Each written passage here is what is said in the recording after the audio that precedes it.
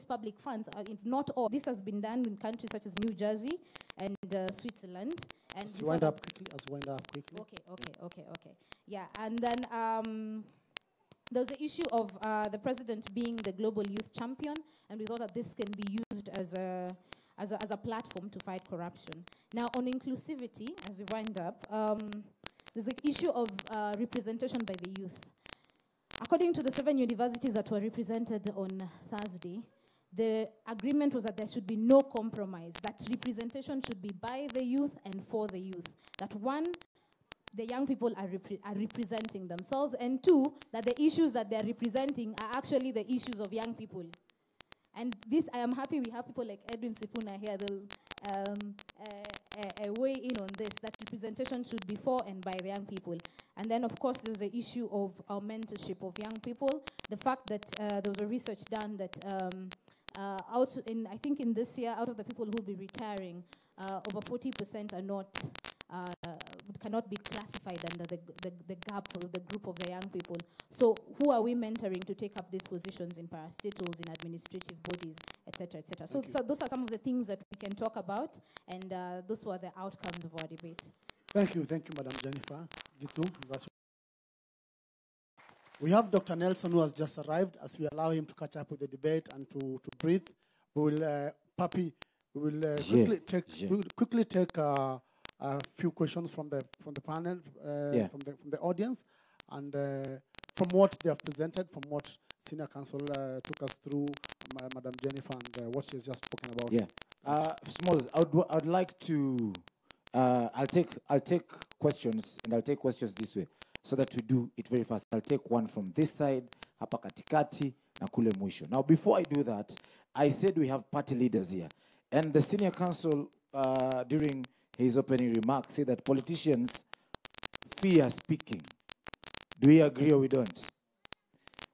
We know why they fear speaking. Now, the political parties are very, very speak to the point that what is the duty of political parties in ensuring that somehow the leaders are held accountable and, you know, they follow the laid down procedures in the Constitution and make sure that the judiciary works and these are followed. What is the duty of the political parties?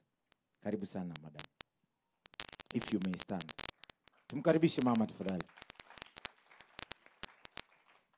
Thank you very much for the opportunity. I want to thank the Senior Counsel, Gibson Kamau, for that presentation. And I will not speak for political parties, because there are very many political parties in Kenya, and every political party has got its own strategy, its own constitution, its own constituency.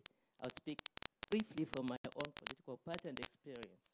For us, responsibility has been to nurture and bring into fore young politicians, because just like it's been expressed here, it's very important that the young people understand what is ahead of them, what their national responsibility is, and therefore through them, their voice of the majority be heard, but more importantly, the values of the nation, because it's going to catch up with them. It's the responsibility to perpetuate what is right and what is good. So for me, I want to say that as much as I know, as far as I know from my own perspective and a party's perspective, is that we take it very seriously, that a party must set the pace. The party must be the face of the nation. The party must speak to what is right for the nation. So when we are talking about getting rid of the ills that kill the nation, that the party must be at the forefront. I'm happy that from my own party, I have not had opportunity to defend anybody in the public eye of the ills of corruption and of nepotism, because mine is one of the small parties, but very strong in political education and the values of the nation. We perpetuate that, and I'll stand for that any moment to say that it is wrong for the party to shy away from talking about what's right, and also to nurture among itself, among its leadership, values that negate the constitution of the land. because we, again, as the political parties, are the ones who have put the constitution in place, so we must live with it. Thank you. Thank you very much. Questions quickly. So we're going to take questions, and when I said you relax.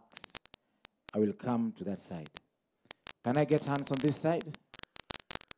Yeah, please ensure questions. Gender balance. Of course, I'm going to do gender balance. Nak Kenya, Kofia, I will get the mic to you. I have a gentleman. Can I have a lady around here? Any question around here? Ladies? Yeah. All right. Just stand up. If I've pointed you, just stand up. Stand up. And then, okay, stand up. Puna, usifikirie nimekusahau. Sawa. So I'll start here. Please, the question should be very brief. Okay? So that we take a lot, eh? I will hold the microphone. Please allow me.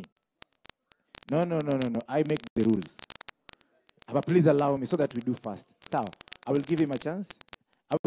You will ask the question, but allow me to hold the microphone for you, my brother. So. Okay, let's do it very briefly. Please, MC, don't bang on public participation, please. It is a very rare opportunity. Let's go to the question straight away, please. Mine is more comment, not a question. Okay, and you. I want Kenyan to start thinking in reality. So you can see what I have drawn here. You have seen, can you see this?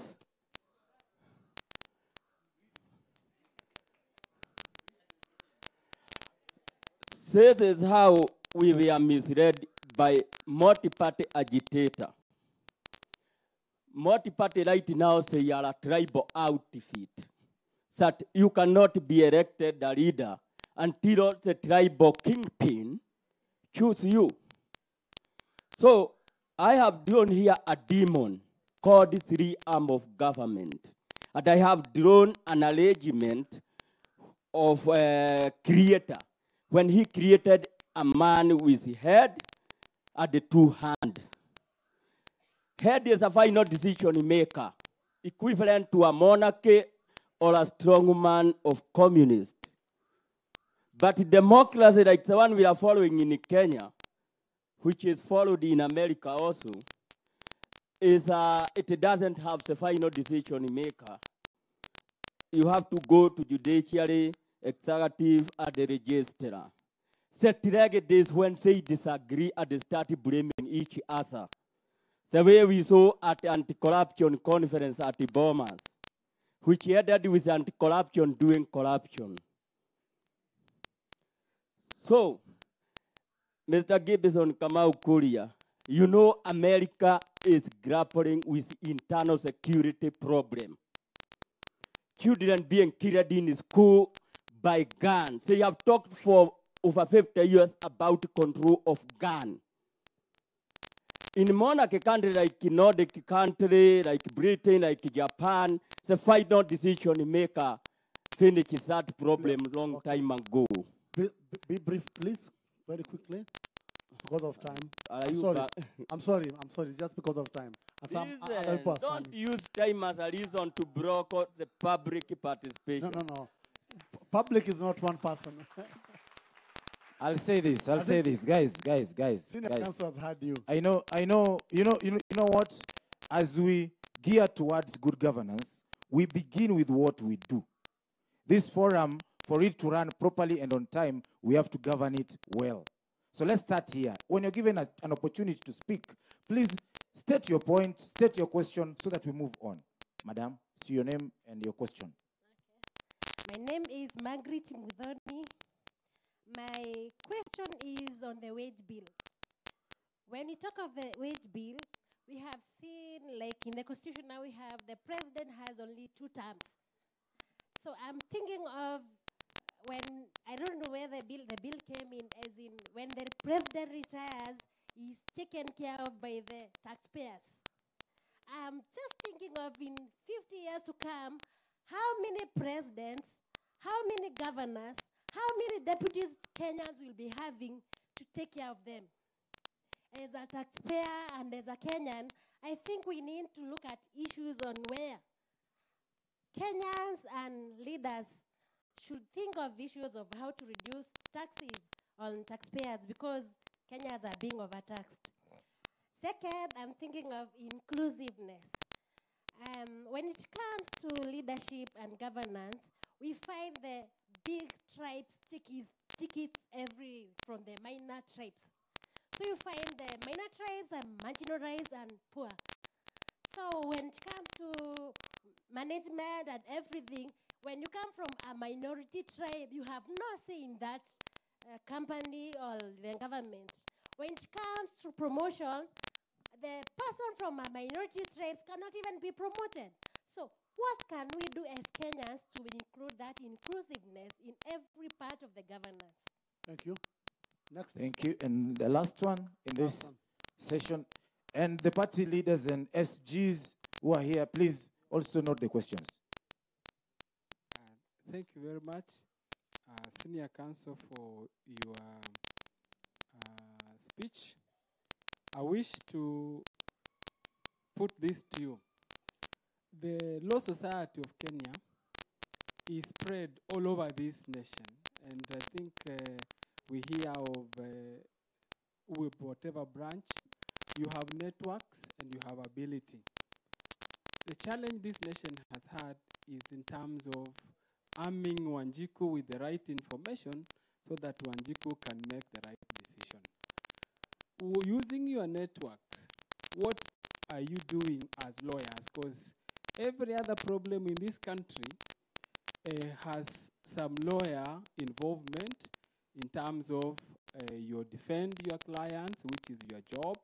But this defense is against the same. Is there a way you can help Wanjiku to understand the issues so that Wanjiku is able to plead her case to ensure that such matters do not come their way? Madam Odede, you have spoken to us about dialogue, the need to structure it, and the need to have it embedded in law. That being your position, which is a very good position, what are you proposing that is going to help these citizens? Because giving us that information is very good, but helping us to put it to actualization is another. Thank you. Thank you. Let's respond to those ones also very briefly. Thank you. We'll allow Dr. Nelson Makanda, the Secretary General for NCCK, to say a word of hello and also try and take the question on the issue of the wage bill and the pension, proposed pension by Mudhoni on multi-party agitation. Maybe, Dr. As a senior counsel, you can address his concern whether it was supposed to be a tribal outfit and is calling it a demon with the three arms of government. So, karibu daktari. Thank you very much. Apologies for coming late. Had my mother admitted last night in hospital, and so it was a bit difficult for me to descend and couldn't be here in time. I think allow me to, perhaps the wage bill will require certain expertise that is domiciled. These two who are legal, as clergy, I'm the Deputy General Secretary of NCCK, not the General Secretary. Let me speak to what he expressed. What that gentleman expresses is real in Kenya, because we haven't nurtured democracy in this country to give Kenyans confidence that democracy as a form of governance and organizing politics is able to sort out our problems. And so there is apathy. He is expressing apathy, and many people are in that place. They are wondering, this thing called democracy, does it work? Does it deliver? Does it help us? And perhaps the political parties that are the critical players and actors in that area, the institutions, registrar of political parties, the IBC that supervise our elections, must be able to tell Kenyans by the way they transact their businesses, so that Kenyans so that Kenyans' confidence is built, because he is not alone. He's expressing the mind of many other people. He's saying this thing is not working. We go into an election, you come and tell us elections have been bungled. We have spent 40 billion shillings. You say 13 billion of that money was eaten and lost like that. And so Kenyans are wondering, does it work? Do we need to have political parties, or we should just have a monarchy? That's what he's saying. Or we should just say 3 families who lead us, and let's rotate leadership amongst those 3 families. And then Kenya will be peaceful. People will continue to do business as usual. And so I think democracy can work, but it's a responsibility for us who have leadership over institutions, political parties, and institutions that midwife democratic processes to do what is right and make Kenyans see the fruit of democracy. Thank you. I think that's what I can say. Thank you very much. Thank you very much. Dr. Senior Counsel. Yes. I wish to respond to a number of points. First, as regards the proposal that we should have a one all-knowing person to take the right decisions for Kenya. That was a point that was considered centuries ago in Plato's Republic, where thought was given to possibility of having the country run by the wisest person and ignore every person. And of course, communism went along with that. Now, I think the position is that, or the consensus is that democracy may have its problems, but it's the least bad system of government. And that's why we want to make it work. So, implied in your statements about minorities. Now, you think in terms of minorities, in terms of political parties or tribes. But I can tell you that there are many types of the minority. For instance, the most qualified people today constitute a tribe that's discriminated because jobs are not allocated on the basis of merit. So being a member of a big tribe or small tribe doesn't count. So I think that democracy aims at protecting everybody because every person, gender, otherwise can be a minority. So the question is, how do we solve our problems? Thank you. And this is the point that will be taken up when we have a forum, like a national convention, to discuss these issues. As regards LSK, I think that I'm here because of LSK. It is the president of the Law Society of Kenya who assigned me the task. So we are actually making a contribution. But I agree that we have done better in the past, and it's my hope, and I'm trying to encourage the younger people to do a better job. Thank you. Now, I think as regards the issue of wage bill, these are the issues which are discussed at the forum, at the national convention, at the dialogue.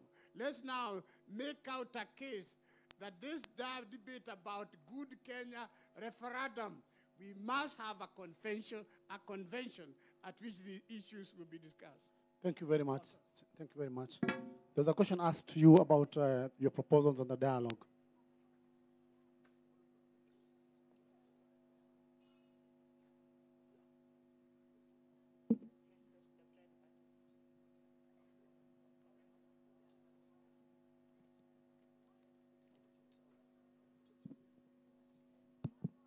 Thank you very much for those questions and interventions.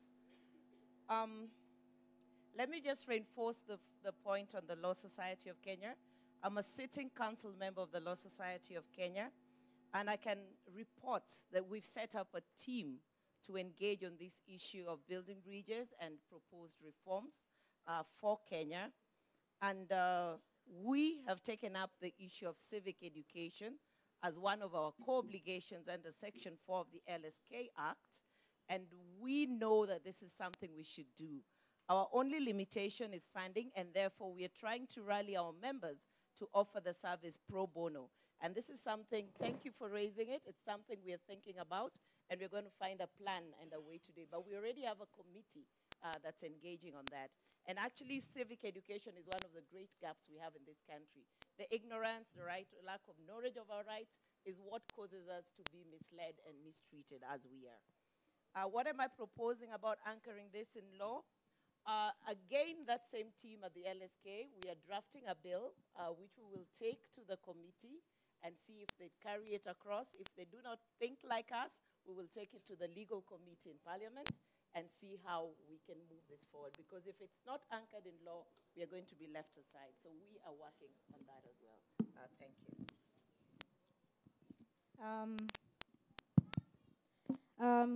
Three things.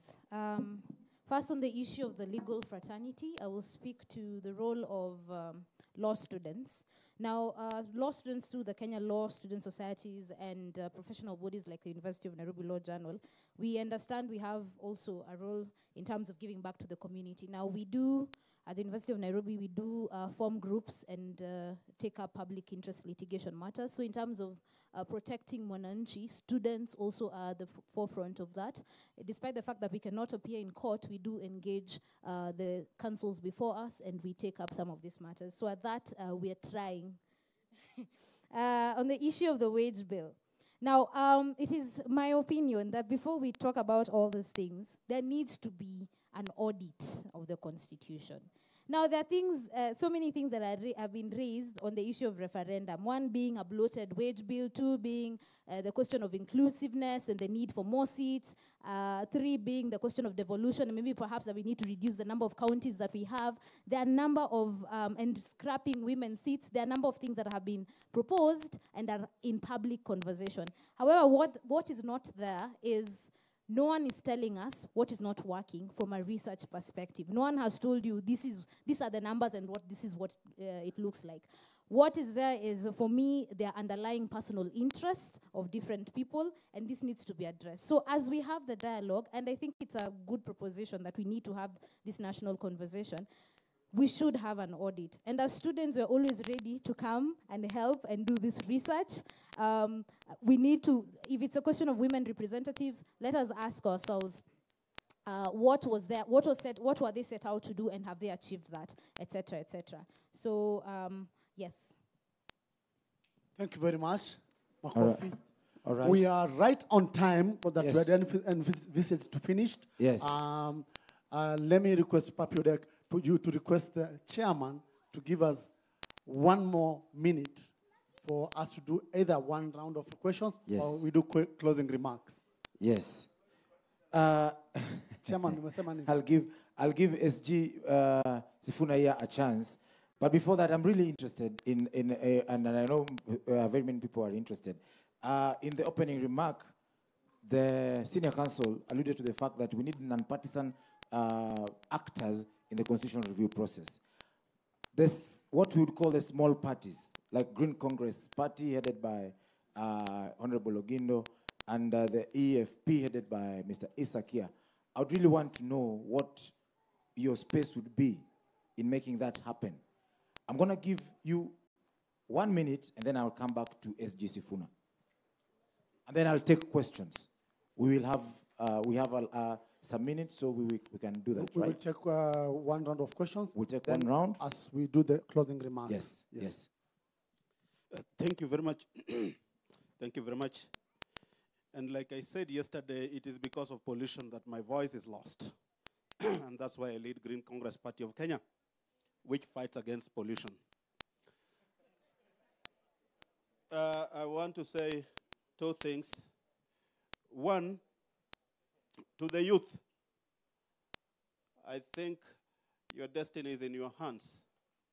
And you need to structure yourselves very, very well, especially through the political parties, so that you can create a caucus of youth representing the political parties, so that when there's representation into a political forum, then that caucus can make recommendation on who is going to represent them, other than the big parties taking that position and sending their youth, and that is just representing one view of the youth.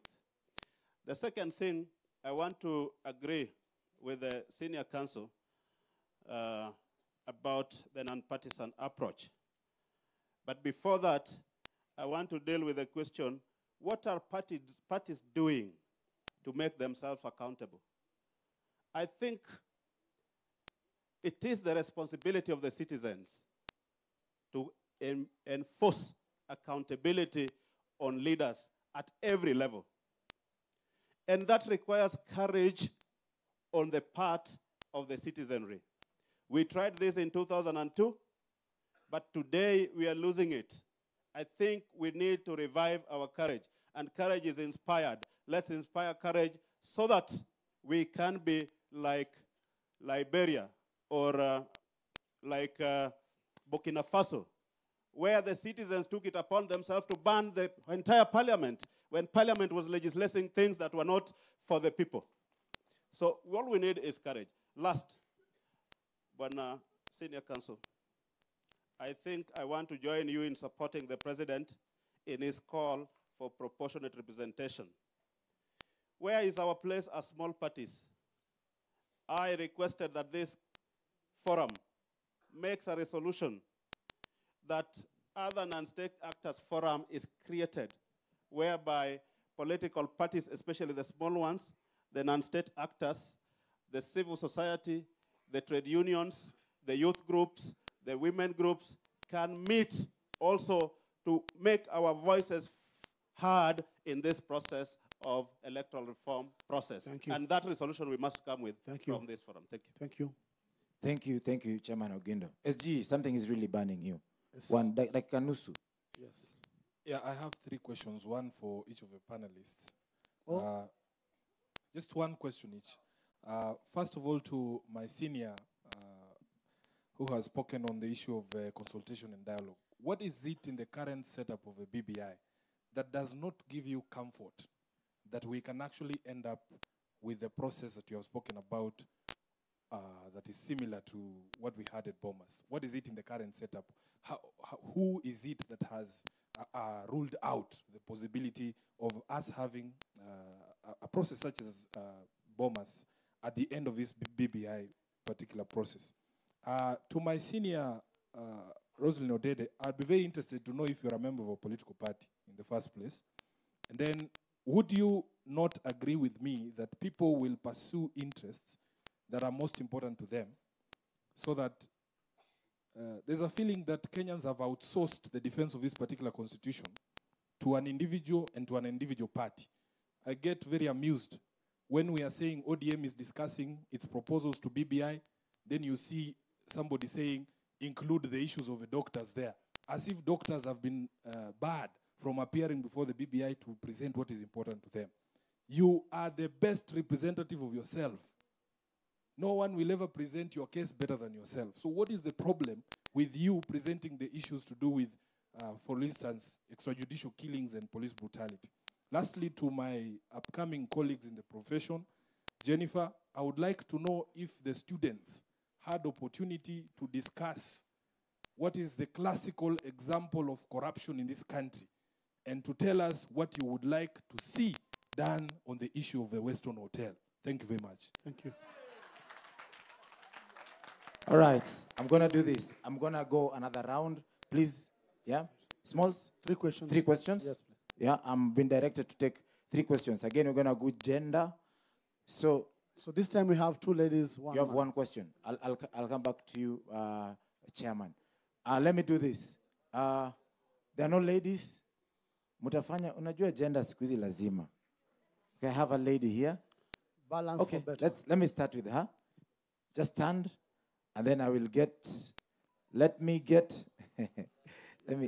4. Let me get this lady as well. Okay, yeah. And then let me get Kule Nyuma. Mama. So Papi. Yeah. So what we'll do then, we'll have each one of the panelists take 1 question each. Take 1 question? Yes, they decide okay. which one. Please, if you can direct your question, I will take 1 question. Please, swali moja tu tafadhali nawaomba. Kama nimekusimamisha swali moja. Wacha nichukue ule jamaa. Tafadhali. Sawa?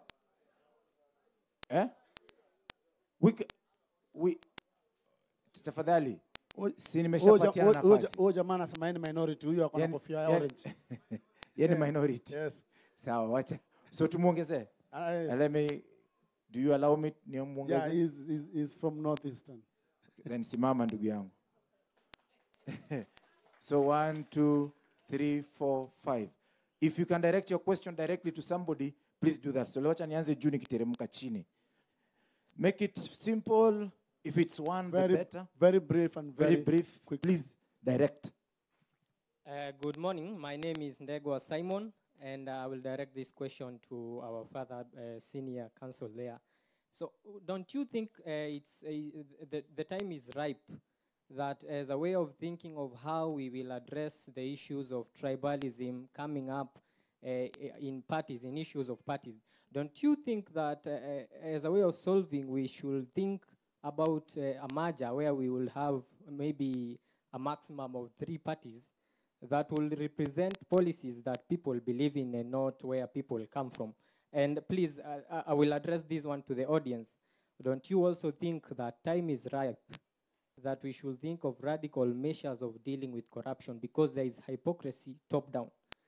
Oh, we have the issues of where we pretend that we have laws that are not followed from the top. But don't you think that as a way of solving corruption, take my brother there, Sifuna, if he is caught in an issue of corruption and we know it directs to him, don't you think that we should walk to him, to his office, grab him and beat him up?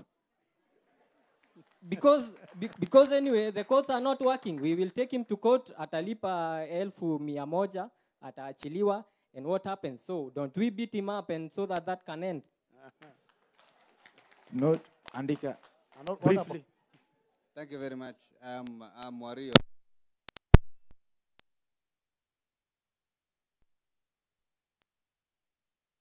We are on, Wario. Thank you. Yes. Thank you. I can hear some of my friends saying it is related to me. I don't know how. But anyway, very quickly. Thank you very much. As I said, I'm Wario. I'm from the northern part of Kenya. And my question is, we have a lot of lip services and PR in the fight against corruption. And I don't know why we should vote. I think one of the panels, should tell me why I should vote, because I don't see the reason as to why I should vote when I'm told in the press, and I can see even the TV, somebody says, whether you like it or not, this person will be the president. Now, what is the need of me voting? Thank you very much. Very good question. Asante.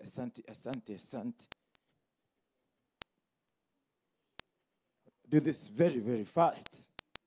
Thank you to the panelists, Mheshimiwa Wanyonyi, Mheshimiwa Tuju, my brother Sifuna, asante na wote walioko hapa.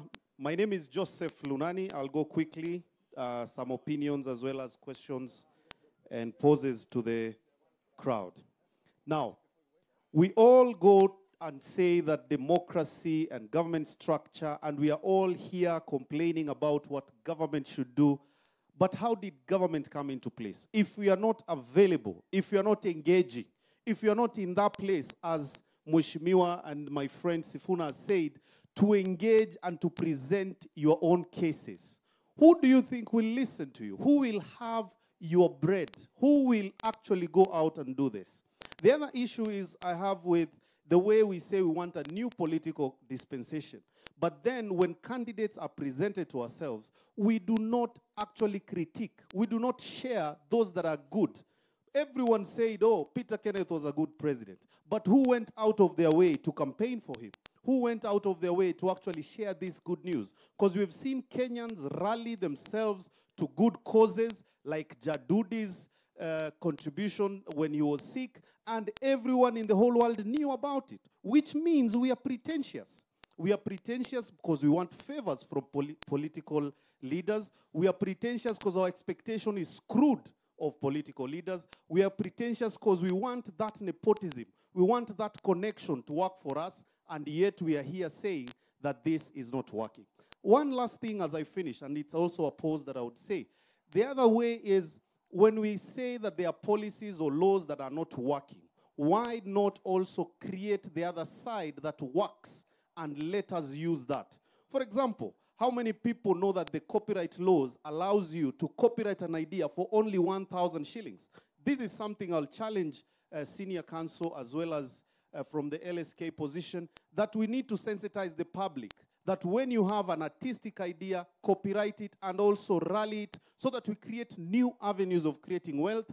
And when there is a lot of money, then the issue Mudhoni was raising about pension and everything else, which is a world standard. If you have worked, you need a pension, you need to be taken care of because you've served. That would be an issue because we'll have enough wealth. And I think when the social fabric, welfare is taken care of, even some of these corruption cases will cease. Thank you. Thank you very much. Thank you. Who? There were the two ladies. Was it one or two? There are two. There are two. Okay. Very brief. Very brief, please. There's still lots of people living in slums. The Constitution talks about housing rights. The projects that have been started in Kenya today, I wish to realize the following. Women and the youth have feelings. I don't know whether feelings are catered for in the Constitution. Yes, if they are, you can stop an army from fighting, but you cannot stop the feelings that I have to fight. Now, if feelings are catered for, personally, Margaret Choili has written the last two in the parliament because of male chauvinism. If the two-thirds gender rule has not been passed, what are we remaining with that we can hold on as women? It's not a woman affair, it's a gender parity affair. Today, women are asking, we want to be nominated, not just being nominated, but we want to be included in decision-making to assist the government. Now, if it's not so, we still have a feeling that that gender has to be addressed seriously. The only solution we are remaining with and we are holding on is to write a letter to the CJ to instruct our head of state to bring down the parliament that is not enacting the two-thirds gender principle because of lack of quorum. Every time, lack of quorum. Now, the next thing is Mikuna Mikuna's case in court by our Mzee Gibson has said it was decided he comes back to the country and it has not been respected. And if we so write a letter to the CJ, is it going to be respected?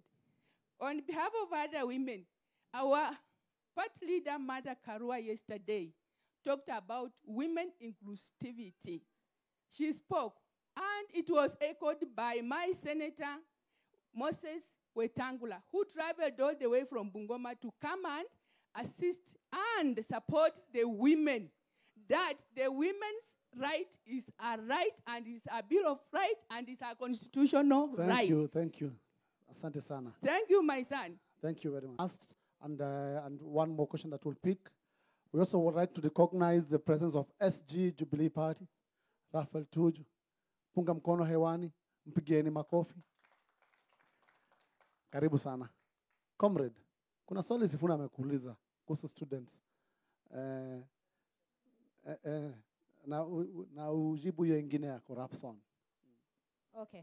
So why should you vote? There's one answer I'd give, only one, because you cannot afford to lose hope as a country. You have fought for this right. We have fought for this right for years of colonial governance, all the way down to our independence. I don't think the right envisioned in the Constitution, we can just waive it and say, fine, we're not going to vote. Two, also because it gives us an avenue for accountability, a basis for accountability, because through representative democracy, we exercised our right to vote. Then we can question the process, and then we can be angry about it if it's not done in the right manner. Then another question was directed for me, whether there was a classicus example of corruption in this country. Now, my answer to that is that all major scandals, the country as we are right now, is a big example, is an epitome of corruption as we currently speak. I mentioned the billboard that young people did on social media, that all our scandals, in the last 5 years can form a billboard. That in itself is a big example of corruption. But to just paint the picture further, one of the biggest ways in which we lose money in this country is through the procurement processes. That one I know we know. But I don't know whether we've ever considered this. How many notes, 1,000 notes, make 1 billion shillings? Good mathematician? 1 million, right? Does anyone know the measurement of 1,000 notes, length by width? Okay, let me tell you. The length is 15 centimeters. That's 0.15 meters. And the width is 0.08 meters, which is 8 centimeters. So that's 8 by 15. If I were to place 1,000 shillings notes in a linear manner, all the way on the floor, it would form how many kilometers? Very fast? 150, thank you, 150 kilometers. That is the distance from here to where? Here to Mwingi, from Nairobi to? That is what we're talking about. And that is only 1 billion Kenyan shillings. So if you were to say 21 billion, for example, just the other day, how long would you have to travel? That's 3,125 kilometers. How long would you have to travel to cover that money?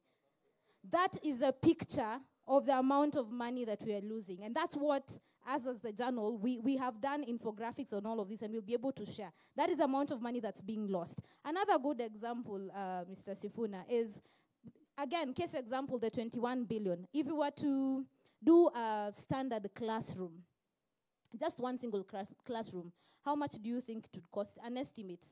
We estimated around 2 million. 2 million for a single classroom. If you do, okay, if you... 300,000. Doctor is saying 300,000. 300,000. Okay, yes. Let's go with 300,000. Not 2 million. 21 billion divided by 300,000. How many classrooms are those? Many. How many classrooms are those? Let's just say many. Ladies and gentlemen, that is a picture of corruption. That is what it means in this country. Sasawa, I rest my case. And do you know why we don't know the measurement of 1,000 shillings, Bob? Most of us don't know the measurements. We rarely hold the 1,000 shillings. Not. Sifuna asked, Weston. I'm not running away. It had escaped my mind. Two things on that. One, leadership and accountability. We cannot be seen to say one thing and then in the next statement say that we are innocent purchasers. That's one. The second thing is, I don't know if the public here, who has ever seen the copy of the TJRC report? Truth, Justice, and Reconciliation Commission. Seen? It was... Seen? Have you read it? Why have you seen and not read? Yes, so the TJRC addresses issues and makes recommendations of deep issues of land injustices in this country. Now, the land question is long and it's just complex, and there are so many issues that are involved. So by the time we come back and claim to be innocent purchasers, there's need for us to implement TJRC. I have said this before, I will keep saying it. We need to implement, and we will see. If we were to implement TJRC, you know the answer. Thank you. These people would have to, Weston would have to go down. A lot of things would have to go down.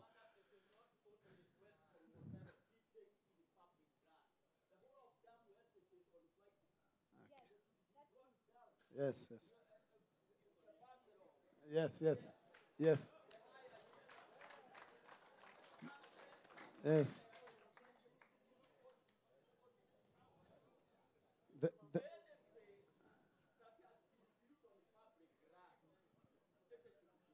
Okay, thank you. Yes.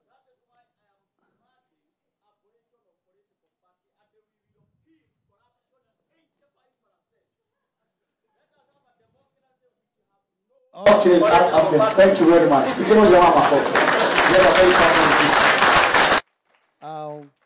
As we proceed, and me, I'm in a political party, but I won't say which one, because right now I'm a non-partisan moderator. But Sifuna asked you whether you're in one. I don't know why he asked you that. Thank you very much. I'll reserve my right to respond to that particular question and issue because I can maintain silence on certain factors. But I will answer the question on which was the broader issue that he was asking around that, whether people can defend their own interest. Indeed, people must defend their interest. When I walk into a room as FIDA, I talk women, I breathe women, I live women. When I walk into a room as LSK, I breathe the law. So interests are what we live and what defines us. Because that's what issue-based discussions are about, your interests and the issues you want to discuss. And I have no issue with the BBI. I think it's a good starting point. It's a block we can build on. All I was talking about is let it be a people-driven initiative, and that's what I'm saying. Let it be people-driven, and let us have an inclusivity of issues on the table, so that yes, they're going around collecting issues, but they're coming up with a 9-point agenda, and we are going beyond the 9 points. I hope at the end of the day, they will incorporate the issues that we address with them that are not part of the 9 issues that are set out for them. We are addressing them, and that's why we're saying issue inclusivity, people inclusivity, and let's have the process going on. Dialogue is good, dialogue is working, dialogue creates peace, and I think that's working for us. The one other question I'm going to answer is the issue of the wage bill. Somebody talked about a very, very high wage bill in Parliament. This is not news or new to us. We have complained about it, but it's time to stop complaining. And when we engage the dialogue, I think we must address that issue of the wage bill. And one of the greater things, it's not even the salary. I think the greater wastage of money around our legislatures and even the public service is this demon called allowances. And there's one called per diem. Hapo ndio pesa huenda, my friends.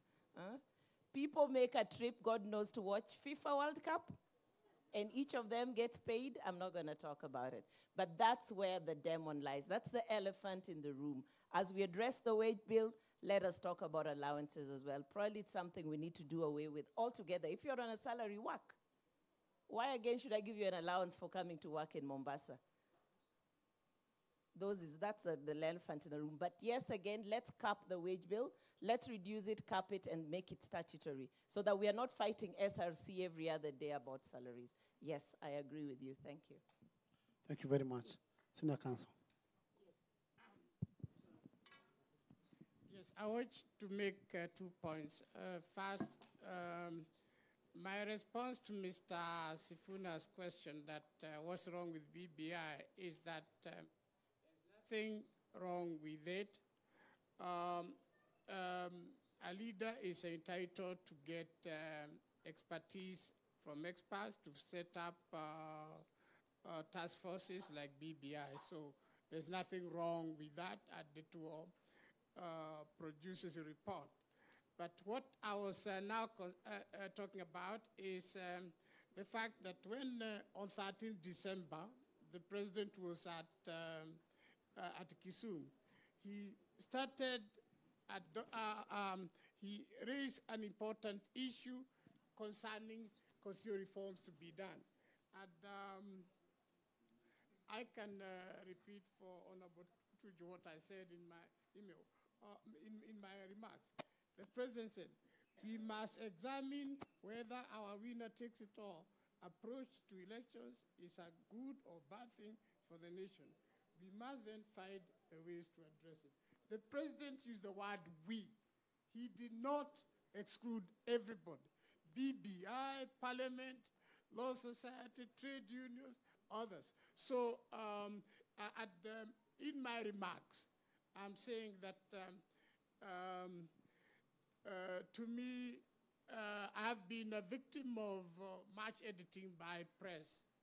And therefore, quite often they don't publish my articles. And I said, these remarks were considered not publishable. But what I'm saying is that I don't know how long the president's speech was at Kisumu. What I tried to do in my paper is to reconstruct the things that were left out by the editors. And what I'm saying, the president was saying, since we are going to have a dialogue, everything will be on the table, okay? Then he says, he didn't prescribe any system of government. And since we have to talk, and then I said, now we have to have a forum. And if we are to use democratic experience, we have, like now we want to review the Constitution. I said, why don't we have a national convention and county governments, county assemblies, select people to attend those, that convention. And I supported Rosalind Odede's suggestion that we start with a suggestion, but we need legislation to facilitate the dialogue. As I heard them, all the other speakers, we are now bringing here the things that we shall have when we have the forum for the dialogue. So let's have the forum. And then Honorable Tuja said that I'm observing that the politicians appear to be afraid of having a dialogue. But if you look at the way the president spoke, he was opening up the matter for debate. So I'm asking myself, why are we not engaging in a robust debate? And I made the last point that in 1980s, the media, the print media, was freer or was more objective than it is. So even now you may ask, since we are relying on the media, isn't there a likelihood that we have been misinformed because the editors have chosen what was right for them, as opposed to following the practice of democracy, that publishing all chains of opinion so that the strong ideas emerge the winner. So I therefore I say that, well, let's actually consider how we are going to have a structured dialogue drawing on the world's experience. I was surprised by the person who advocates dictatorship having the fall of communism in 1989. I think that there can be no case for resorting to dictatorship or one-party state. We would be going against the evidence that is at hand. Thank you. Thank you very much. Just perhaps to say, the Sifuna raised a very critical matter of individual representation. And perhaps it's nice to know that Kenyan individuals express their representation at elections. And once they have expressed their individual representation at elections, they have delegated that representation to political leaders and political parties that offer themselves in that election. And so when ODM makes a representation or Jubilee makes a representation, they make it a representation not on their own behalf, but on the behalf of Kenyans who have given them that responsibility. And so if ODM or Jubilee rises up with a representation, they must always remember that it does not represent their leaders, it does not just represent their parliamentarians, it is a Kenyan's representation. And to make matters worse is that Honorable Sifuna, ODM has national budget allocated to you, my tax money. And so if ODM goes to prosecute a matter, you are using Kenyans' money, and so representation of doctors, representation of cyclists, and everybody must be included. And so I think there you must be able to review it and allow us to say that if you speak for us, because we have already gone through a process where I delegated my responsibility to you to represent me. If you seek me to represent you again or represent my issues, then I go to Uhuru Park. I go back to the streets, and that's anarchy. I don't think it would be fair for us, for 40 million people, to do that in this country. Thank you. There's a question of has not been answered of women. Perhaps you can help a comment, but she asked a very dear question. What else do women have after going round in circles on the issue of the two-gender rule? What else do we have constitutionally, legally, institutionally, that women can be able to cling onto? She said that we are tempting women to invite feelings in the fight for two-third gender rule representation. And so it's really to plead with my male counterparts who are parliamentarians, because that process dies in parliament. It doesn't die out here. And so perhaps, I don't know whether she meant that she will express that straight just to the Chief Justice, or that women who come forth and whatever means they will use express their emotions to show their disgust. But perhaps let's put matters in the right perspective. I think it's only fair that in this country, having struggled for about 9 years now to find a path for that representation to be evened out, and we haven't found it, it's perhaps, should we just put that matter on the table of reforms and ask, what is it that we need to do in these reforms, even if we do not gain any other thing? That is the only thing that we shall gain. That women representation, youth representation, persons with disability and other minority groups representation is properly entrenched and mainstreamed, so that then we are not relying on other secondary legislations to be able to achieve it. That we fix it and fix it in the Constitution and realize it once we have passed that reform agenda. Thank you. Thank you very much. Thank you very much. As we draw closer to the end of this reflection on the issue of national dialogue, we have been allowed 10 more minutes by the chairman that we can be able to draw to conclusions and have suggestions from the people on what needs to be done. So before I allow the closing remarks from our panelists, maybe you can take suggestions from the what we're going to do, I will hand over the microphone to the area member of parliament to welcome us officially, and then he will tell us something, just a minute or two or 1.5, and then we continue. I will take questions from Chairman Isaac, and then I will take another round of suggestions, and we have repertoires. So we have repertoires from CMD Kenya.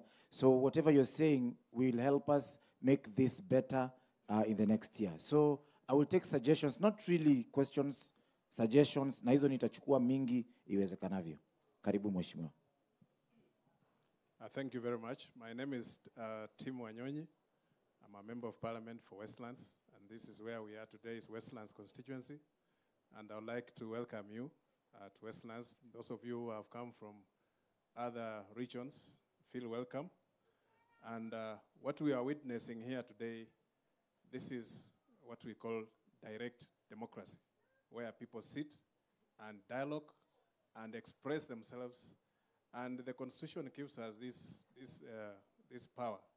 Sometimes today, even in Parliament, the legislation that are passed in Parliament, first of all, it has to go to the people to express themselves, to express their views on any bill that has been published, so that it comes back to Parliament, then we can incorporate the views of the people. Secondly, today, even the budget, before the budget is passed in Parliament, the committee of Parliament has to go around the country, sit with the people, listen to the people, what is it that they want to be incorporated. And this kind of forums, I think, will create that kind of dialogue to make it more inclusivity and make it citizen participation a reality. And this is one of the things that we have not yet realized. Maybe we need more civic education. Maybe we need more dialogue like this, maybe on a bigger forum, so that people can understand their constitutional right, that they should be able to come out and participate. Last week when we are voting on the gender bill, two-thirds gender bill, what people don't know is that we have 75 members of parliament, women, members of parliament. But on that day when we are going to vote, there were only 20 in the house. So they also contribute to the lack of quorum. So when we sit around, let's not pass blame. And let's not take this thing as a woman thing. Let us take it that at another time, there might be men who will be now agitating for this to be included in the representation. So we must look at a way, as my brother has said there, how we can deal with this issue and make it a constitutional issue, so that it's not about coming to Parliament to look for members of Parliament to pass that legislation so that women can be, the number of representation of women can be raised in parliament. I think it has been achieved in other places. I'm sure even here with time we'll achieve it. So I believe that this kind of dialogue will enhance our participation in how we are supposed to be governed. And if we don't take it, we must take it very seriously, because other countries have done it, and even here we can do it. Thank you very much. On a lighter note, this Honorable Onyonyi is the brother to Honorable Wetangula, who was here yesterday. Makofi kwao. My name is Isaac Hassan Abey, chairman of Economic Freedom Party. My question is directed at the two senior counsel and my sister from Nairobi University. I'm asking this question on behalf of a young man from Banisa who has been texting me. I come from a county called Mandera. It is the county that has been continuously ranked #1 from the poverty index and corruption. We are #1 in both. 2, we are recipient of the third highest, biggest allocation from the resource from the central government. Now, if you try to intermarry the two, it does not go well. So what happened is the DCI, DPP, and EACC has completely failed us. They have never taken a single person to court. So recently, a young man who is a supporter of our party decided to go to court and take the county government to court on a private prosecution. Now the question I'm being asked, because there's no media coverage, the area is also considered insecurity. On the other hand, we do not have also active social media because of the network issue and things like that. And for you to go to Mandera again, what I'm saying is very expensive, and it's time consuming because it's the farthest from here. So this young is asking me, the question number 1 is, what else can we do at the private level to be able to bring these people into account? He is also asking, what chance do that case have? Because it's coming on a hearing, actually, on 3rd of May. And the reason why he did that is try to create awareness, because it seemed to be, since there is no media coverage, nothing is happening. So it seemed to be things are normal for the people who are looting. Thank you very much. Thank you. I'll get it back to the panel, please, if you respond to those questions. And then I know that senior counsel wants to leave. Maybe, Smalls, we begin with him? Yes, we can start with the senior counsel. And also with your closing remarks.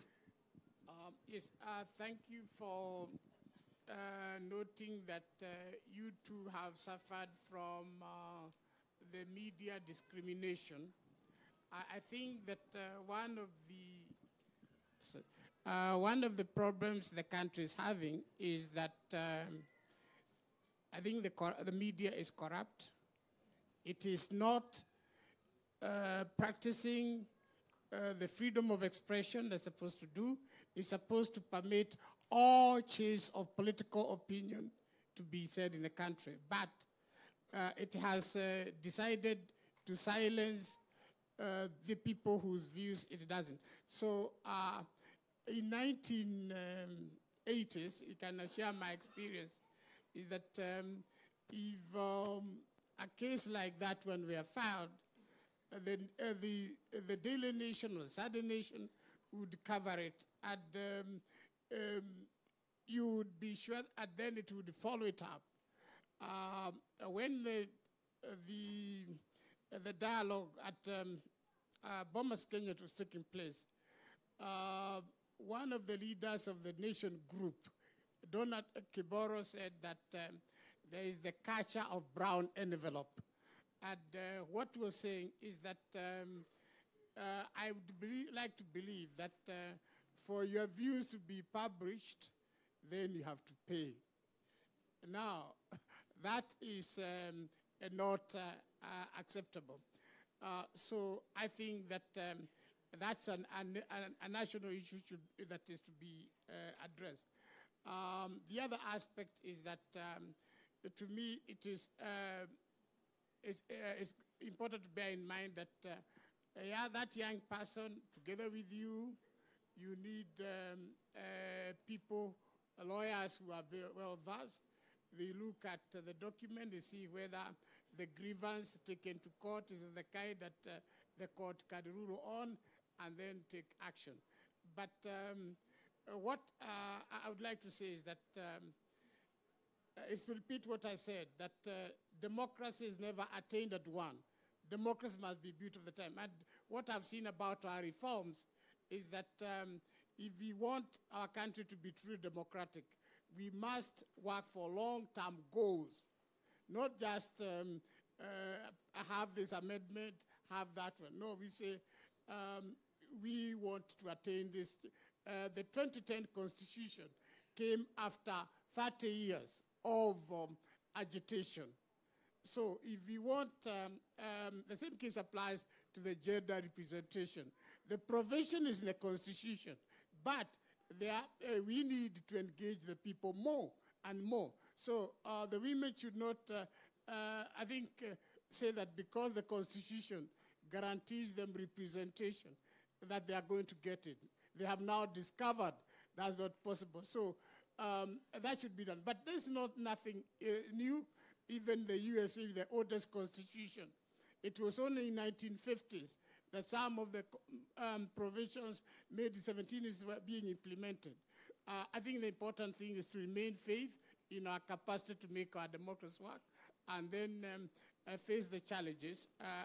As I said, the forum, a national convention, where we shall debate all these issues, is very badly needed, and the parliament needs to pass the legislation.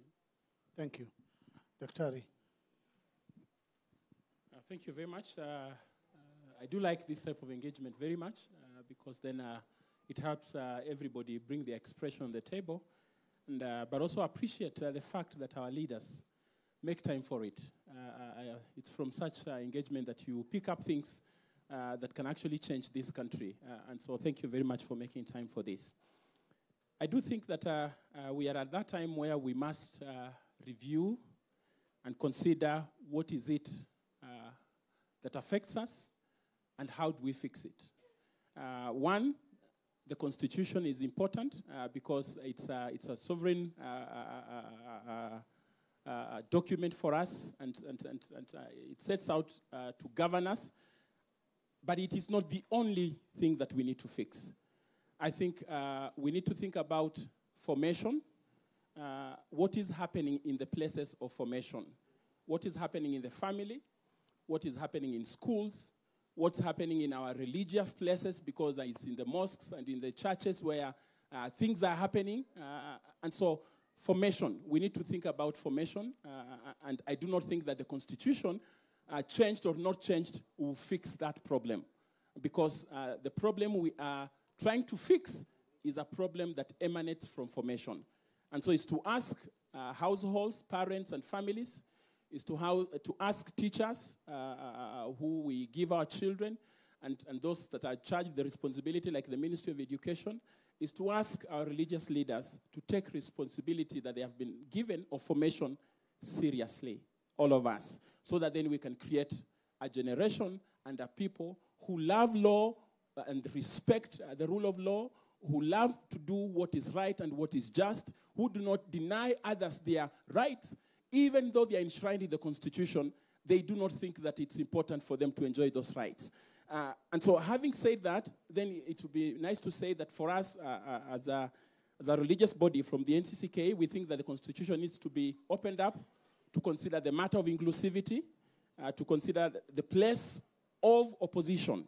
I do know that we have a minority party in parliament and what have you, but I do think that our previous constitution had a superior provision in terms of envisaging and mainstreaming the opposition and allocating the leader of official opposition responsibility that is funded by the exchequer, and so they were able to perform their duties with or without a handshake.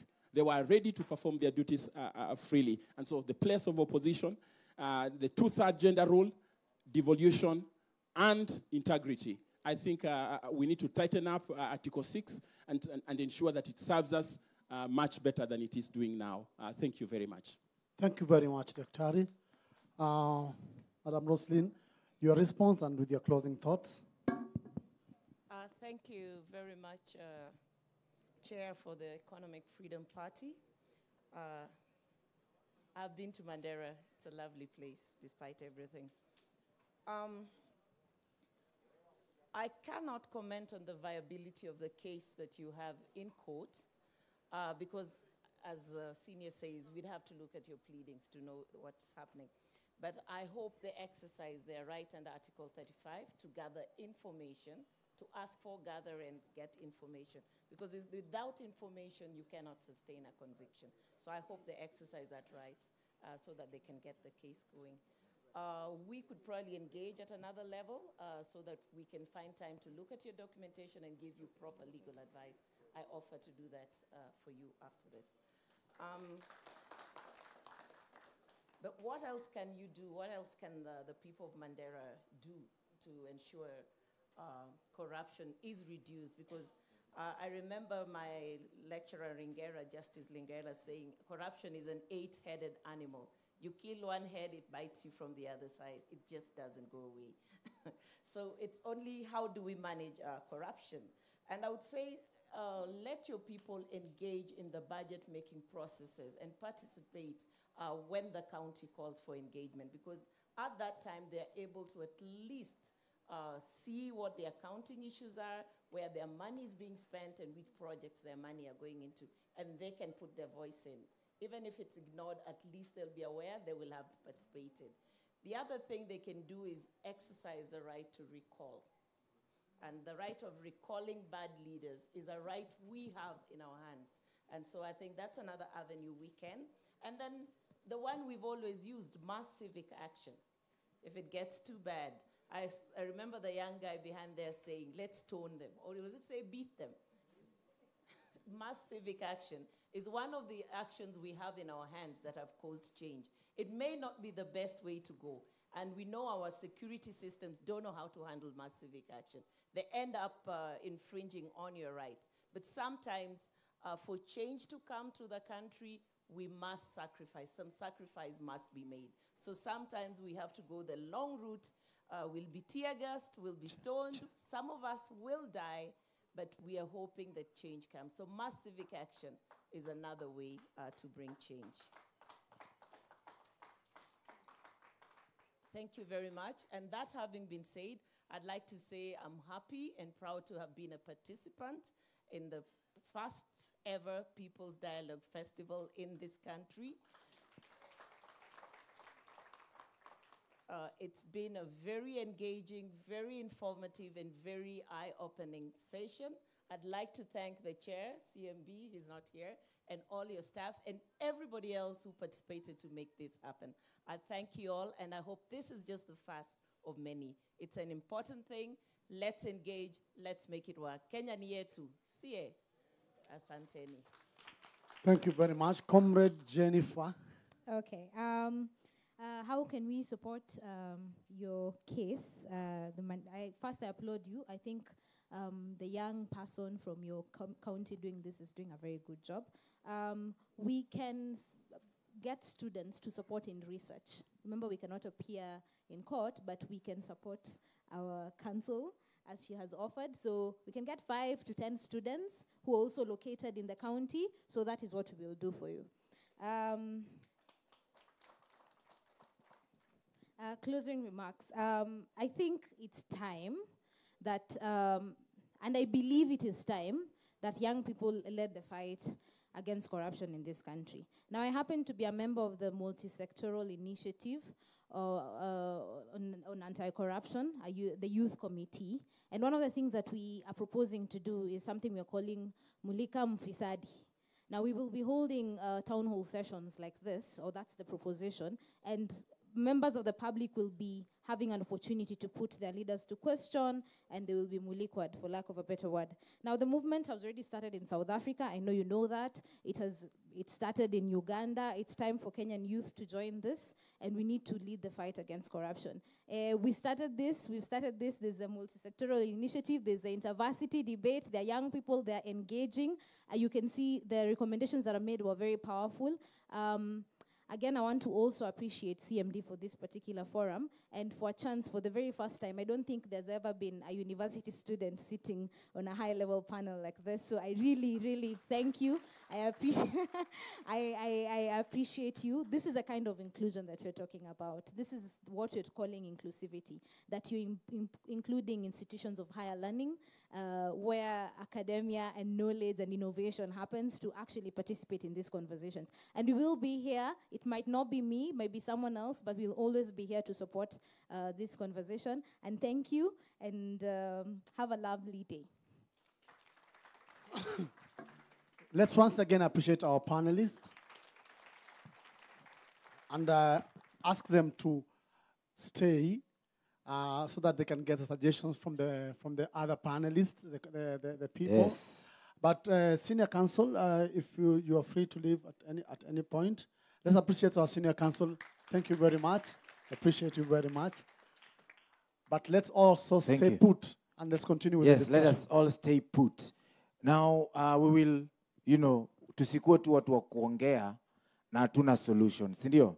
So let us suggest what we think could happen, what we think should be taken care of, okay? So that when we see ways of moving forward. Sawa sawa. So as we think, I will take as much as possible. Okay, let me just let you in on the fact that we are expecting the Right Honorable former Prime Minister. As long as we're still here, if he arrives, we will move on. But we're going to go on with our program as we had planned it, okay? So this is what we're going to do, ladies and gentlemen. Tunaenda kuchukua suggestions. Please speak about solutions, okay? Speak about solutions, what will make us move forward. And allow me, I will take numbers, sawa? Alafu nitachukua numbers across, alafu nitakuja na microphone. Sawa? In the meantime, we'll have a session here with Secretary SG Tuju and SG Sifuna. We'll have a session here with Chairman Magara to finish off this whole thing.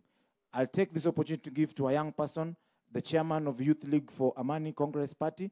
He's also a party leader. I'm giving you 1 minute to give us an overview, suggestion moving forward, the way forward for political parties and young people. In the meantime, keep your suggestions. I'm coming to take your numbers.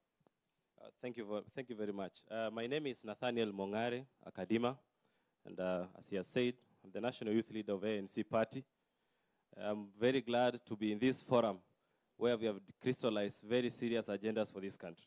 Thank you for the panel.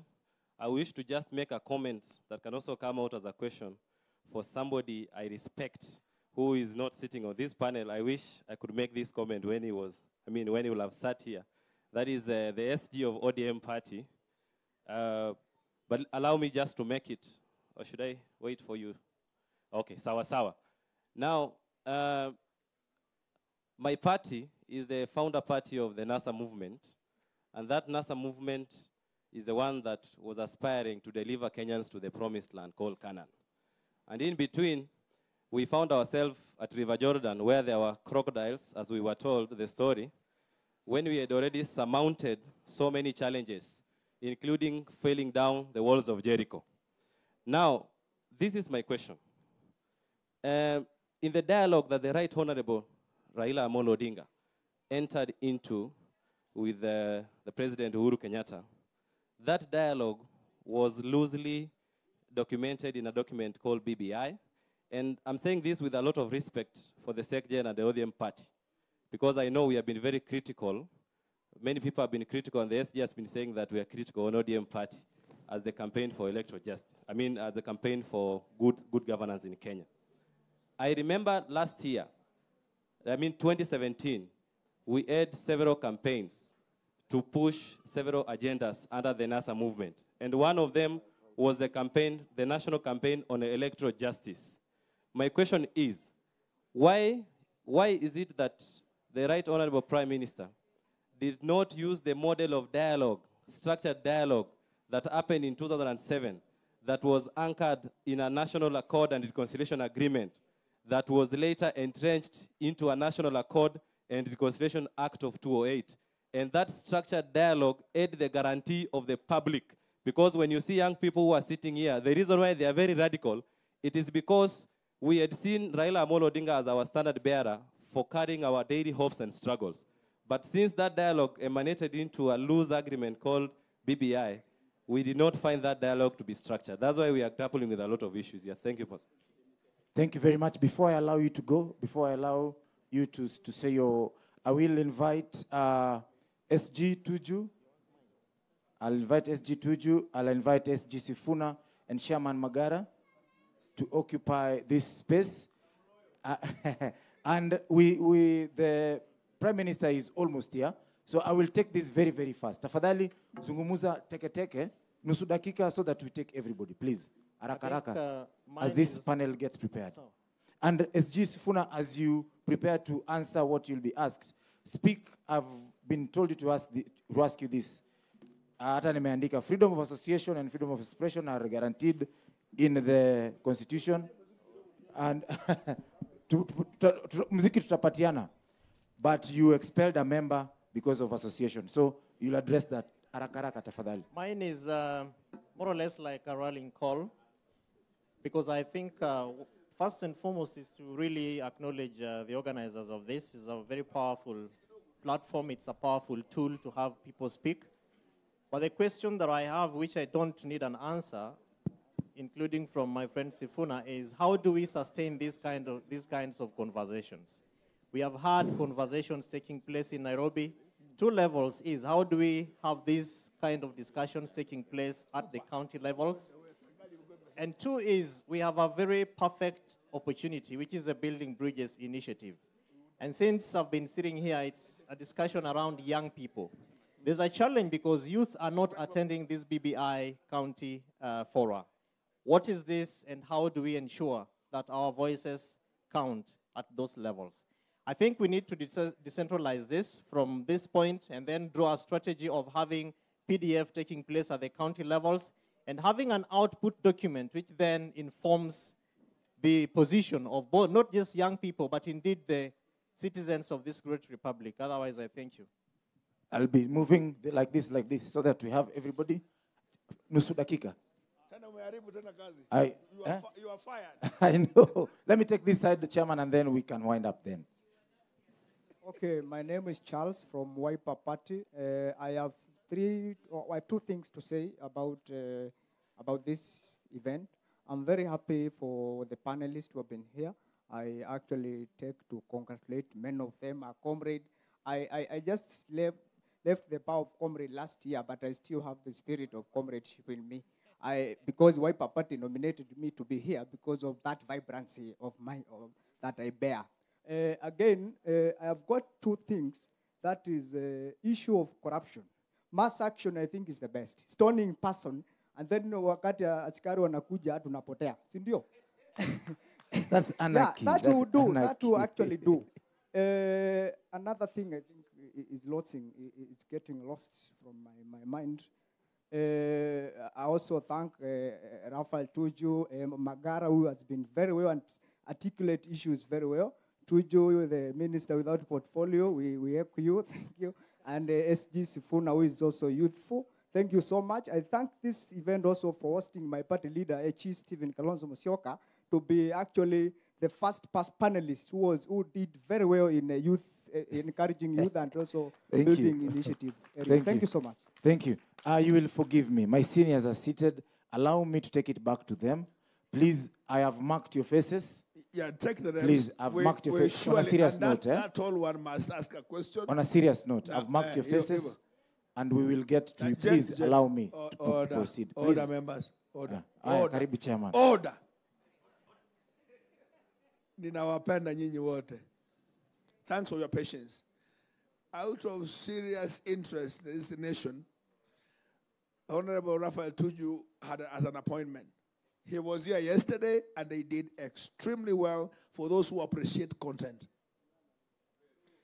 Makofi yake iko wapi? Sasa mnajifanya wangu.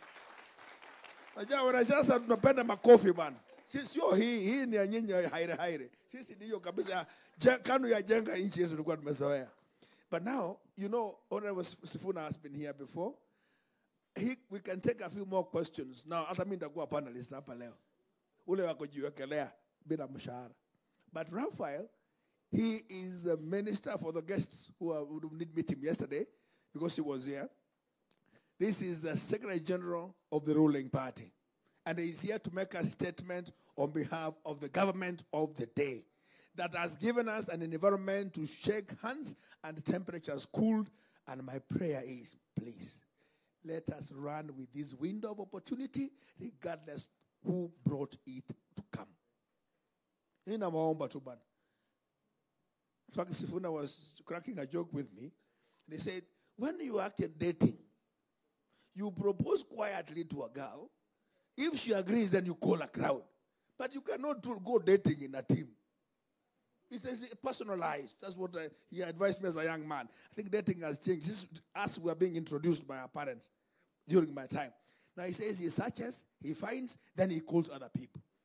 Let's respect those who did that they did so that we can also be more included now when the food is ready. Or participate in bringing the firewood and cook more food. Because nobody is excluded. Allow me, therefore, to introduce Raphael Tuju. He has been a chair of NAC party. This man confirmed in the tent that he has been there. He gave the madam who talked about the International Women's Day out there, who you took a picture with. He's the one who gave her that party.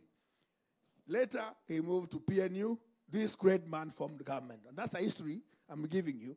And I promised him yesterday that come next elections, wherever he tells me to go, I will go because we shall form government. I've been losing a lot. I've been losing quite a bit.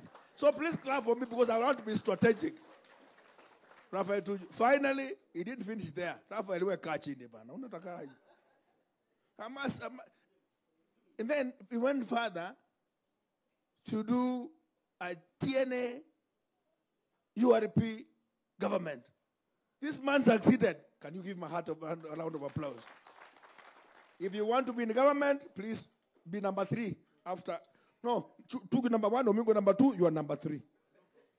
Then further, he actually, against all odds, he joined the Jubilee government. And he actually as Secretary General. He has formed government 3 times. Surely the 4th time, Raphael, I must be behind you. Please give us the government position and a commitment as to where we are going. And if the handshake is meant well, all of us want to support it. Please, Raphael. And when he finishes, don't ask him questions. All his questions I'll answer, and I do it right because I want him to take me to government. Thank you. Thank you very much. I just came to participate like everyone else because you gave me the privilege of sitting here yesterday and answering some of the questions that you asked. I just wanted to take this opportunity to, first of all, thank CMD and the chairman, and of course, all the sponsors who have made it possible for us to have this dialogue, and I do hope that this is a beginning. It should just be a beginning. We should not even just have it once a year. It should be several times because dialogue is better than war anytime. Anytime. And I cannot repeat enough the pointlessness of Kenyans fighting along political lines because there's no political lines. There are only ethnic lines in this country. That's all it is. So people fight, people lose their lives, and yet at the end of the day, there was no reason at all for people to lose their lives. A friend of mine in the audience, Tanya, we had a discussion with her recently. Just wave. Just wave. Okay. She's from Tanzania. And she told me that she brought an aspect that I think I'd like to share with you. That actually, Kenyans fight so viciously in electoral process more for the fear of exclusion than anything else. Because really, there's no difference which is fundamental between the parties and even between the tribes. In 2002, there was some kind of alliance between the Luos and the Kikuyus which formed that government. In 2007, there was a very spirited alliance between Kalenjins and Luos and others to kick that government out. In 2013, then of course, the alliances changed and it was more Kalenjins with Kikuyus this time, and the result was the same. So when you look at it, what's the difference between these tribes, really? Those differences are so fickle. They are very, very fickle differences. That's why the tribes are able to, you know, change alliances so quickly. And nothing stops the alliance of 5 years ago completely changing to alliance of the next year or whatever the case may be, because there is nothing fundamental that is really at the root of those differences. It is the fear of exclusion, and I think that's why I am very much in agreement with what the president said, is that we have to devise a way so that we don't have this idea of winner takes it all. That's very fundamental.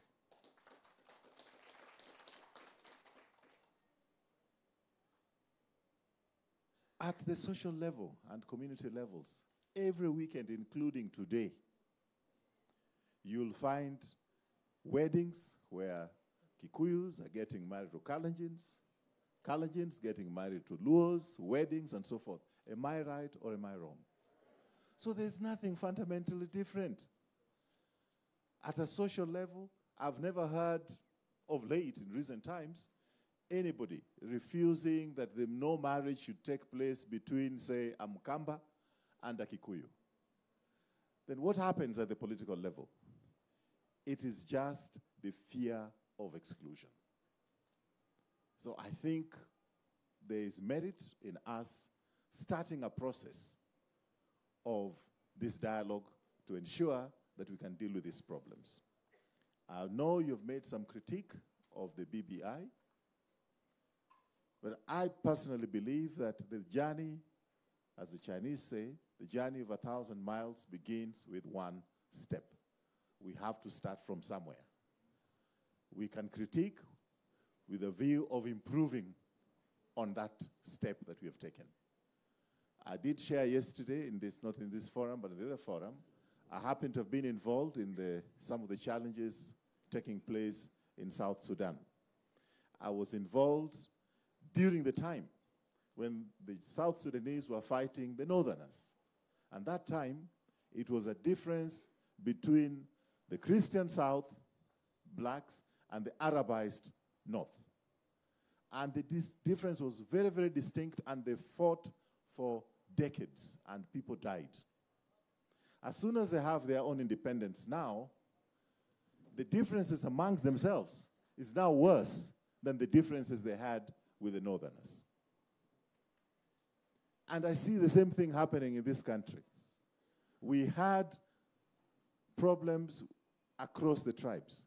What happens when we go to the counties? Now we have serious problems across the clans, as the people of Mandera will tell you. And if you look at the kind of resources that are given to Mandera, they have a per capita allocation from government of 57,000 shillings. The rest of the country, like Kiambu and Kakamega, have 13,000. So they get more than 4 times per capita what the other parts of the country have. But because of clanism and corruption, see where they are. So the dialogue is important, that we know exactly where the rain started beating us, what the challenges are. But one thing I'm glad about, we're able to sit here, argue, talk, get angry, and at the end of the day, we hug each other. We all Kenyans.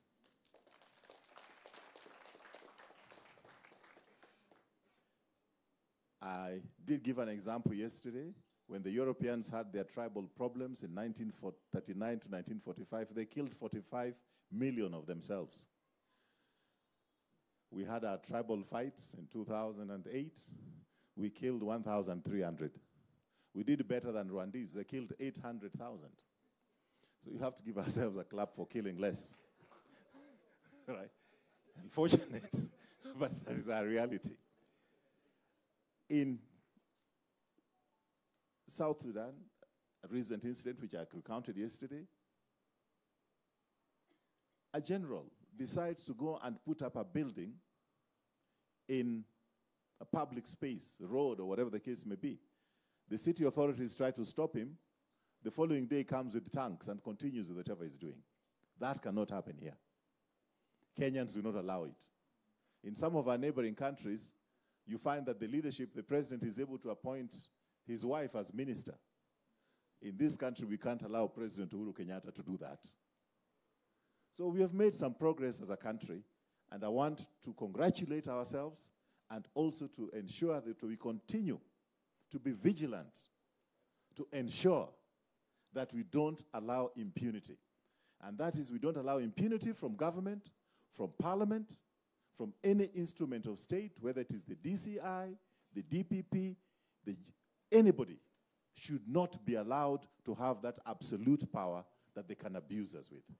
You have to be watchful of the danger that can happen because of impunity by those institutions. And we are the watchmen. We are the one who look out for ourselves. Thank you very much. Continue the dialogue. No, we need to do a handshake, my brother. You know I'm the glue between the handshake. This is ODM, NASA leader, and the government. Is our cameras here? Are they running? I didn't say much about this guy. I respect him a lot. He's a wonderful. Even in the midst of all the differences between Jubilee and ODM, we have kept a very healthy relationship. We talk amongst ourselves because he's a Luya gone wrong. He's in a Luo party, just as I'm a Jaluo gone wrong in a... Correct? So again, our example is possible that we can bridge those ethnic differences. Thank you. Handshake.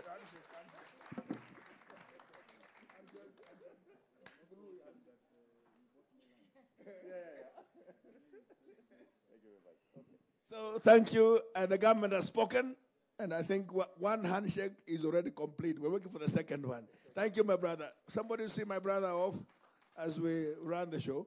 Now, I want you to change and come this other side, my brother. I am reliably informed. Please bear with me. I know we are hungry. The sugar levels have gone down. And for the Danes who know time is money and value, we order. Who? Come on. Hold, my brother, please.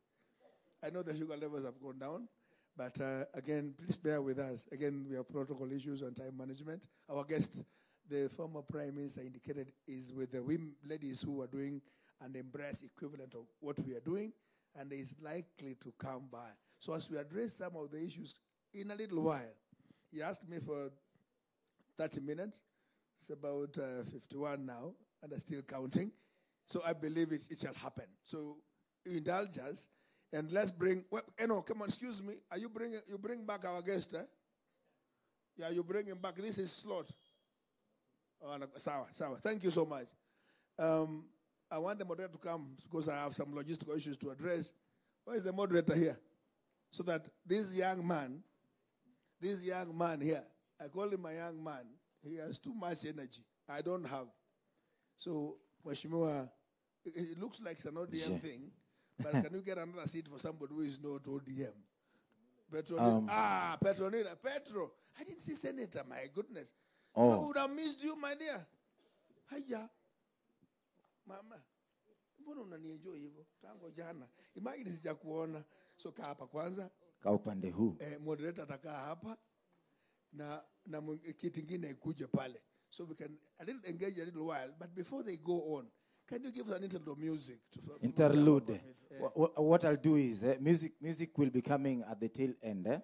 So what we'll do, where is the poet, Trabli? Trabli. Trabli Teremuka.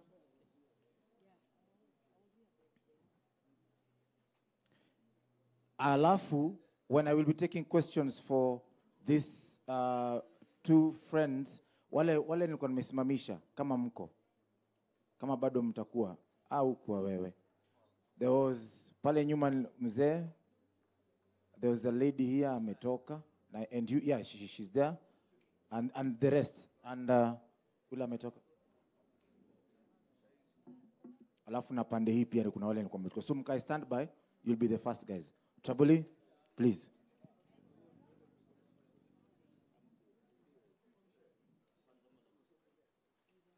Hello, good afternoon. How many of you know Fela Kuti?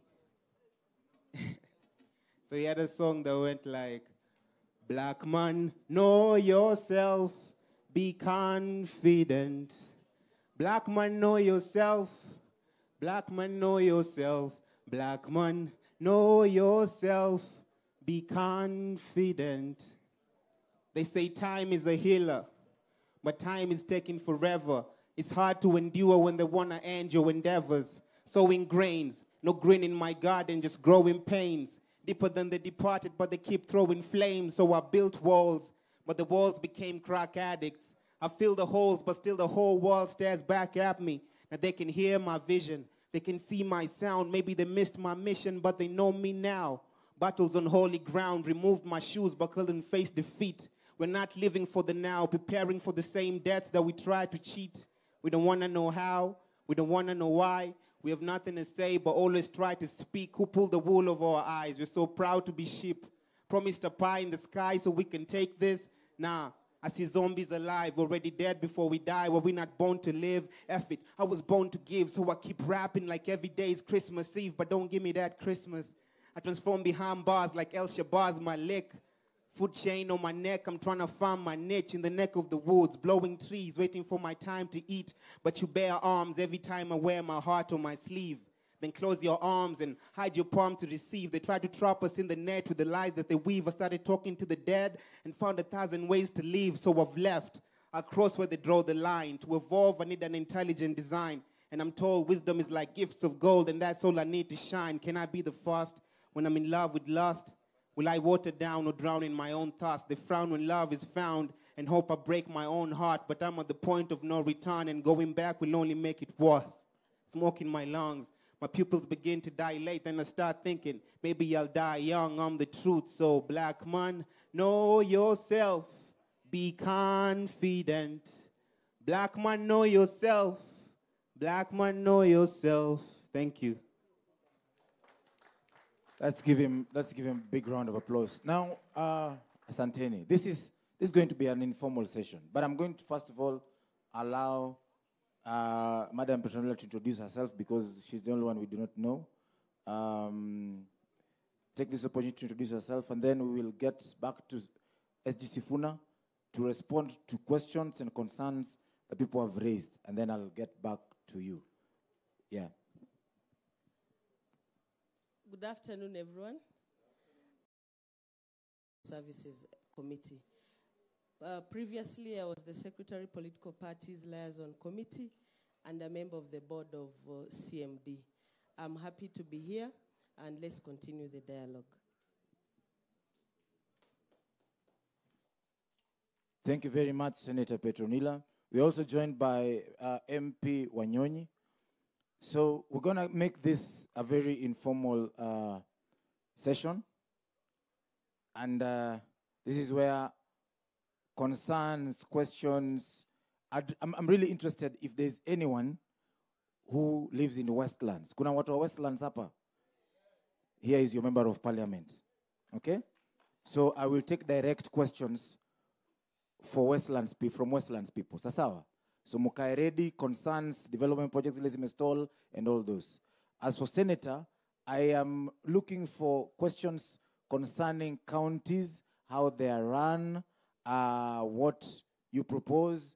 You know, that's the direction I want us to go. For SG Sifuna, I'll tell him to take the microphone, address what he's been asked so far, and we take it from there. SG Sifuna. Thank you very much. Thank you very much. I don't know why I feel like this mic is... Let's just pump it for you. Thank you very much. That is much better. As you heard, my name is Edwin Sifuna. I'm the SG of ODM. But before I became SG, I was an aspirant for the Senate seat here in Nairobi. And many of you who are residents and voters in Nairobi, you know, some of you voted for me, some of you did not, but I want to take this opportunity to thank you for all the support that you gave me. I was tasked with addressing the issue of expanding on the BBI vision. I want to give you a brief background from the view within the political party of this so-called handshake. First of all, I was a member of the infamous swearing-in committee that was responsible for swearing in Raila Odinga as the people's president. Now, those of you who remember that particular time, you must remember that the country was in a very, very tense state. And those of us who made sure that we followed through on our promise that wakiapisha tutaapisha, we had entrenched positions. And it was not going to be easy for us to move away from the positions that we were holding. I have heard many people say that the handshake should have involved more people, that it should have been more consultative. I want to confirm here that as a member of that swearing-in committee, there was consensus, and there is consensus today, that if Raila Odinga had asked any one of us whether he should proceed to do the handshake with Uhuru Kenyatta, there would have been a unanimous no. We would all have refused because we were holding very, very entrenched positions. I remember that particular time, there was discussions about everybody going their own way. There was even a map that was circulating of the new republic. There was discussions about having our own anthem. There were constitutional amendments that had been brought before the House to divide the country that is called Kenya. Sini ukweli? Yeah, so this issue has a background, and it is important for us to see it in the context of that particular background. So when the handshake happened, I can confirm here that I had already been appointed as the SG of a party, but I also saw it on TV with the rest of you. I also saw it on TV. I was seated somewhere and somebody told me, Sifuna, you need to turn on your TV. And I was just in shock because even the previous day we were with Mzee and he had given no indication that the war is going to end. So for us, really, our challenge has been to build on that particular handshake. It is true that at the initial stages, there was a lot of confusion. People did not understand what it was about, what it entailed. The details of that handshake was not very clear. And we have taken the intervening period since March of last year to today to try and explain to the people what this handshake was about and what it was not about. In fact, one of the things that surprises me is that despite the fact that there was an MOU that was signed between Uhuru Kenyatta and Raila Odinga, you know, codifying what it is that had been agreed upon on the basis of the agreement, people still insist that that public document is not everything, that indeed there are things that are still hidden that they don't want to tell us. It is quite amazing. So, for instance, I have seen criticism from the ANC party leader saying, how can you spend a whole year explaining the handshake? And I'm saying, you know, a class will take as long as the students take to understand what the teacher is saying. It is not just about the teacher and his ability It is also about the ability of a student to appreciate what the teacher is trying to say. So there is no secret in this handshake. There's a public document, and if you allow me, that public document, according to the discussions between these two leaders, identified 9 key issues that they feel have dragged this country behind since independence. Part of those 9 issues is, number 1, the issue of ethnic antagonism and competition. And my brother Raphael Tuju has alluded to it, that we still mobilize our politics around our tribes. And it has been the biggest contributor to our having, all sorts of problems within our political landscape. Number 2 is the issue of divisive elections. Why is it that when there is an election, it is so bitterly fought, especially when it comes to the presidential election? It is so bitterly fought that at the end of that particular process, we leave our country almost staring at the seams. There is a question of national ethos. When we were lucky enough to travel with my sister here, the Honorable Petronila Were, to Denmark to see, this is where this idea was born of having such a dialogue festival for us to talk. We were asking ourselves when we were sitting in that room, and we were asking even our hosts, when you are a Kenyan and you are in a foreign country, what is the first thing that everybody tries to say to demonstrate that they know anything about Kenya? What is it that we are known for as Kenyans? If you go to Tanzania today and you say, I am from Kenya, what is the first thing a Tanzanian says to you? Exactly. When you go to Uganda, what is the first thing a Ugandan meeting a Kenyan will say about Kenya? So do we have, as a country, do we have a national ethos? And what are those national ethos? It is a question before the BBI. The two leaders also identified the issue of inclusivity. How is it that inclusivity under our Constitution, Article 10, is an expressed principle for which every person acting in exercise of any powers under the Constitution is supposed to consider inclusivity when making a decision, whether it is an appointment or even an opportunity? Why is it that successive reports from the National Cohesion and Integration Commission still show that the civil service, for instance, in this country is skewed to benefit only 5 of the big tribes? Why is it not being done? Yet it is an expressed principle of the Constitution and Article 10. So the question we need to ask ourselves, are there ways in which we can tighten the provisions of Article 10 to ensure that if you come from a minority tribe, such as the Njem, for instance, or my brothers from Northeastern, is there a way we can tighten the requirement under Article 10 to ensure that, because it has been left to the goodwill of the leaders and it is not happening, can we tighten it to ensure that everybody in this country will have an opportunity when there is chance for unemployment? There is the question of corruption, for instance. It's one of the 9 issues. How are we going to address this particular problem? And I was trying to see what sort of discussions the university students were having when I was asking that question that I asked.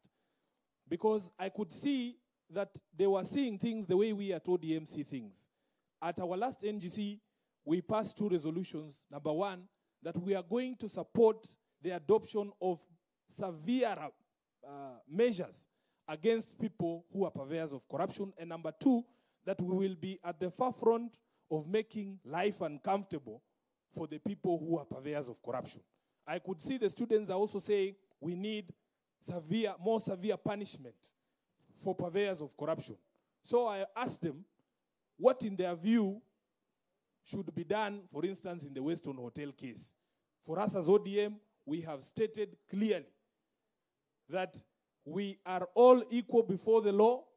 If my friend Ramesh, who owned Airgate Center, saw his building brought down because it is built on a road reserve, then Weston Hotel must come down under that same law. We have addressed the issue of safety and security. It is one of the 9 issues there. When my senior Odede was speaking, I knew I would have opportunity to remind her that in fact, the issue of safety and security is an issue under the 9 issues of a BBI.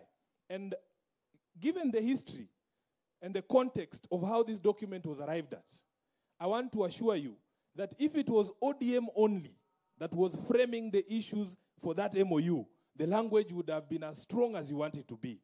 But in a negotiation, you must understand that we did not have the leeway to use the terms that you would want us to use. Actually, for me, I have said publicly, and I can repeat it here, if you look at the issues in that MOU, those issues are issues of ODM. Because in the past, we have been saying, and my brother Tuju, if he were here, he would confirm, in the past we have been saying there's corruption in the country, but our brothers in Jubilee were accusing us of just seeing things. Is it not a fact that during the period 2013 to 2018, we were saying there is a problem at NYS, and we were attacked for attacking a woman who at that time was a CS responsible for NYS? Is it not a fact? It's a fact.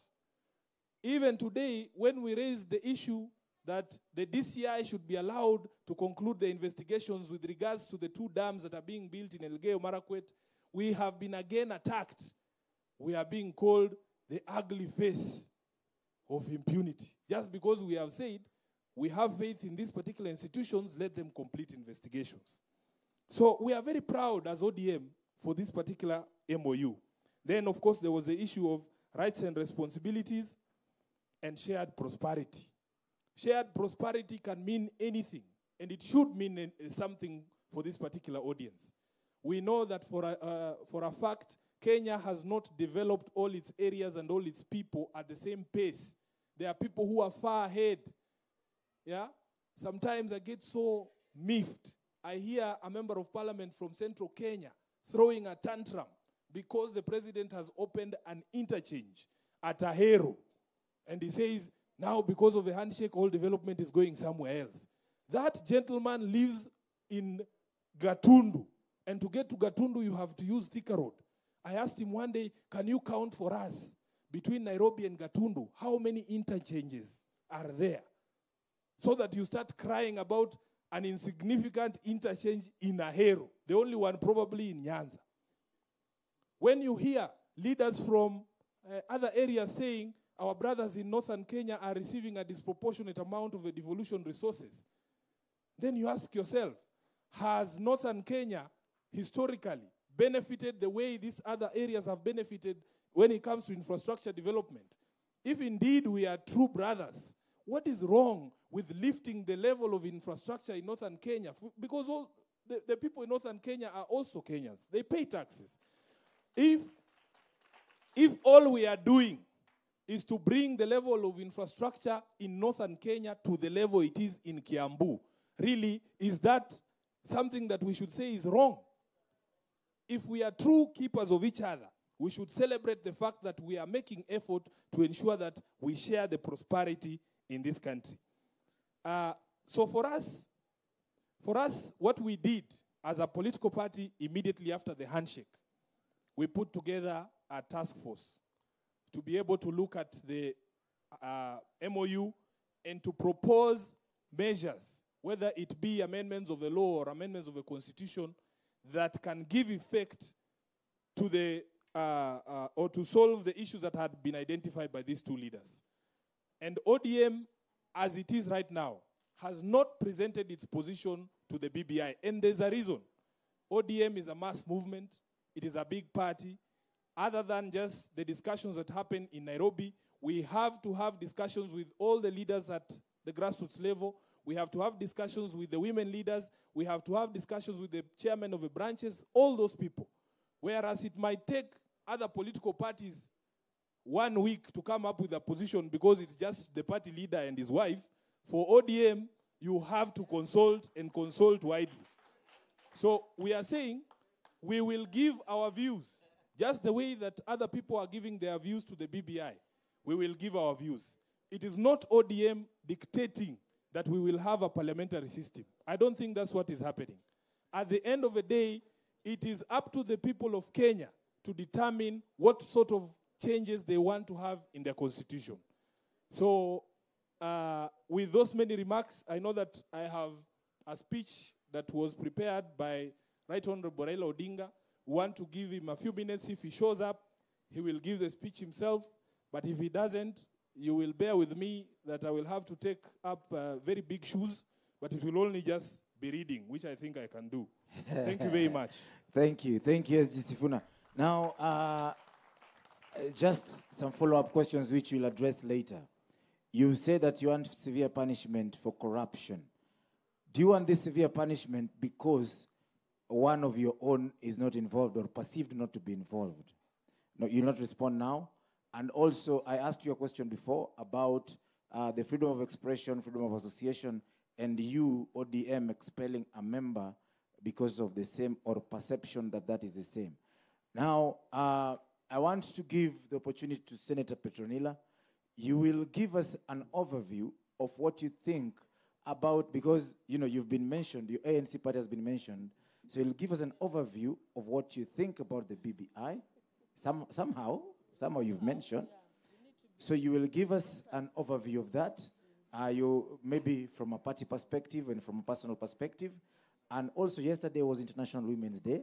We celebrated it here. What is the space of women in the BBI and in this conversation and dialogue for a better nation?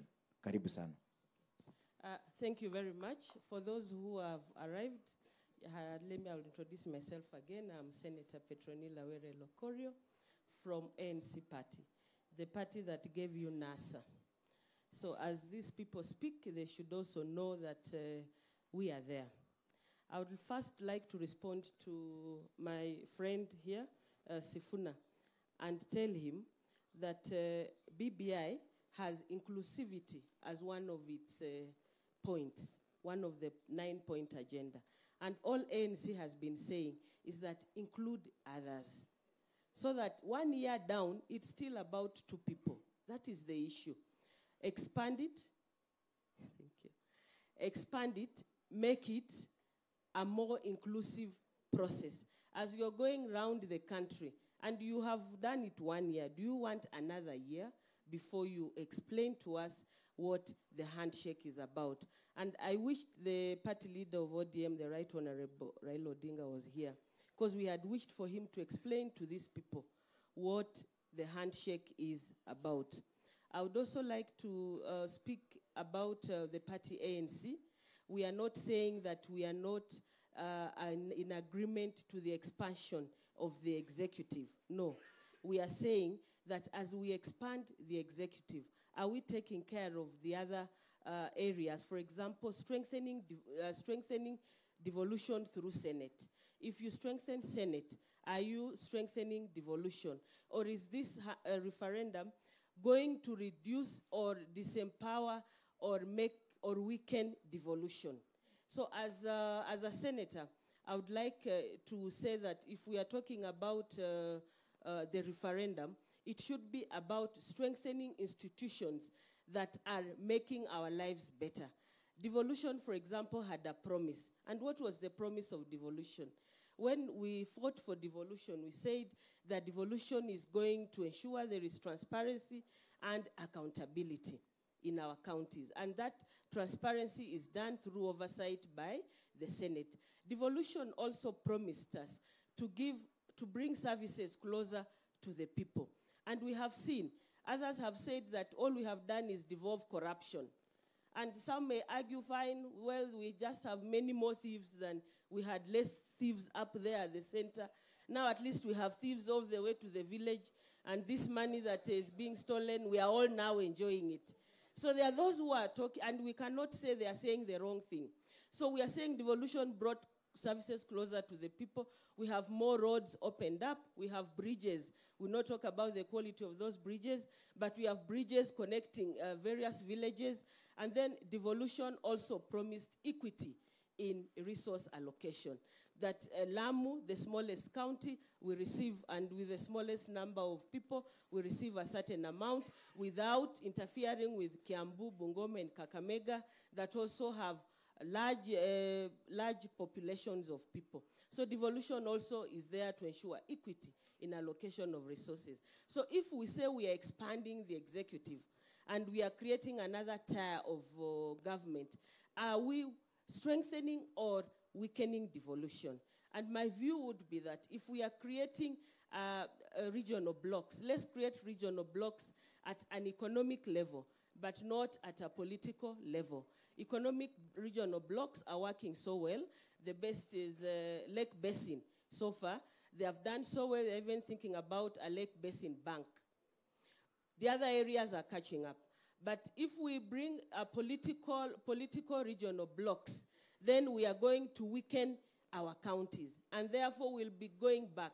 And let's remember that in Majimbo system, the center, which is the national level, will always try to pull back power and resources at the center. So Senate is there to make sure that these resources continue to go back to the counties.